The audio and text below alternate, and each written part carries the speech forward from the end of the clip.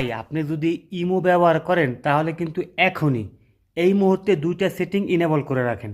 যদি না করে রাখেন তাহলে কিন্তু যে কোনো সময় বর্তমানে কিন্তু হ্যাকাররা বের হয়ে গেছে, আপনার ইমোটা হ্যাক করে নিয়ে নিতে পারে।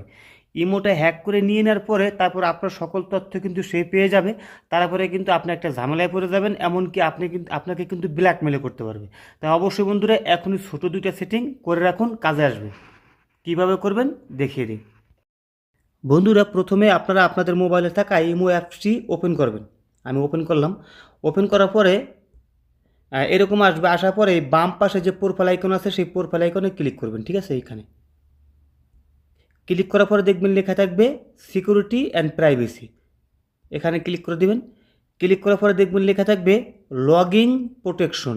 এখানে একবার ক্লিক করে দিবেন। ক্লিক করার পর এখান থেকে যদি আপনারা এটা ডিসেবল করা থাকে, এটা আপনারা কী করবেন, ইনেবল করে দিবেন। ওকে, তারপরে হালকা ব্যাগে চলে আসবেন। আসার পরে বন্ধুরা দেখবেন লেখা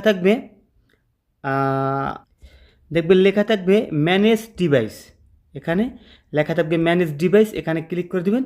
এখানে ক্লিক করার পর এখান থেকে দেখবেন মাল্টি ডিভাইস, এটা যদি আপনাদের ইনেবল করা থাকে এটা আপনারা বন্ধ করে দিবেন। ওকে, এতে করে আপনি যে মোবাইলটি ইমো ব্যবহার করবেন শুধুমাত্র এই মোবাইলই ইমোটা মানে চলবে, অন্য কোনো মোবাইলে কিন্তু চলবে না। আর যদি আপনার মাল্টি ডিভাইস দিয়ে দেন তাহলে কিন্তু হ্যাকারদের মোবাইলও কিন্তু আপনার ইমোটা সহজেই লগ ইন করতে পারবে। ঠিক আছে, তাই অবশ্যই বন্ধুরা এই দুইটা সেটিং যারা ইমো ব্যবহার করেন অবশ্যই করে রাখবেন। ঠিক আছে, সবাই ভালো থাকবেন, আর ভিডিওটা কিন্তু অবশ্যই একটা শেয়ার করে দিবেন।